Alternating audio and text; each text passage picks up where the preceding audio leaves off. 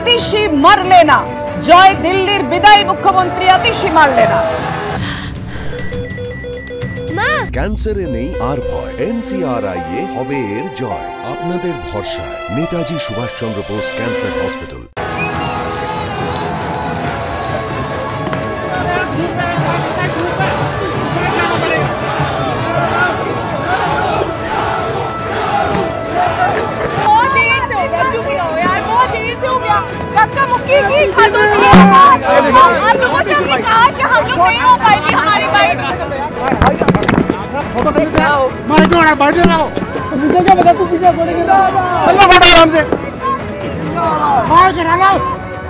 सबसे पहले तो मैं कालका जी विधानसभा की जनता का धन्यवाद करना चाहती हूँ जो उन्होंने मुझ पे भरोसा दिखाया।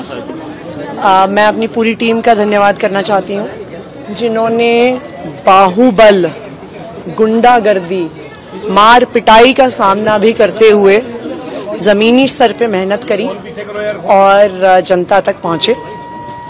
बाकी दिल्ली की जनता का जनादेश है, हमें जनादेश स्वीकार है। ये मैं अपनी सीट जीती हूँ, लेकिन ये जीत का समय नहीं है, ये जंग का समय ही है। जंग जारी रहेगी भारतीय जनता पार्टी के खिलाफ, उनकी तानाशाही और उनकी गुंडागर्दी के खिलाफ। आम आदमी पार्टी हमेशा गलत के खिलाफ लड़ती आई है और हमेशा गलत के खिलाफ लड़ती रहेगी। ये जरूर एक सेटबैक है, लेकिन आम आदमी पार्टी का संघर्ष दिल्ली के लोगों के लिए, देश के लोगों के लिए कभी खत्म नहीं होगा। দিল্লির লোকের জন্য এবং দেশের লোকের জন্য যে লড়াই আম আদমি পার্টির সেটা জারি থাকবে আতিশি মারলে না বললেন, কিন্তু যেটাকে সাথী করে আম আদমি পার্টি ক্ষমতায় এসেছিল সেই অস্ত্রেই তো নিজেরাই বিদ্ধ হলেন আম আদমি পার্টি। প্রশ্নটা তো এখানে আপনাদের সামনে যা রেখেছি, 26 বছর পর রাজধানীতে ফুটেছে পদ্ম। অর্থাৎ বুঝতেই পারছেন 1998 এর পর একটা দীর্ঘ সময়ের পর দিল্লির মসনদ দখল করতে চলেছে বিজেপি।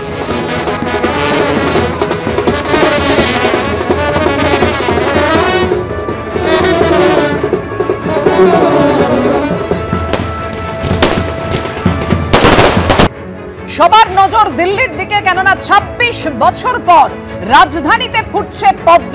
দিল্লিতে পদ্ম ঝড়, আম আদমি পার্টিকে একেবারে দুর্মুষ করে ক্ষমতায় আসতে চলেছে বিজেপি।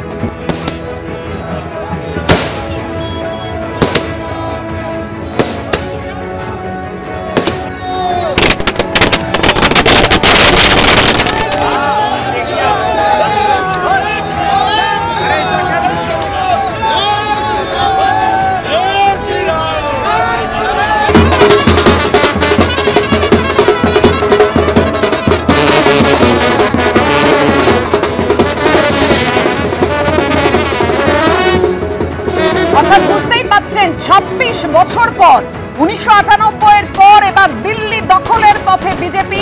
মুখ্যমন্ত্রী কে হবেন সেটাই এই মুহূর্তে সবথেকে বড় প্রশ্ন। আতশবাজি, আবির এবং বাজনা সহযোগে এই মুহূর্তে বিজেপি কর্মী সমর্থকদের উচ্ছ্বাস রাজধানীতে দেখতেই পাচ্ছেন।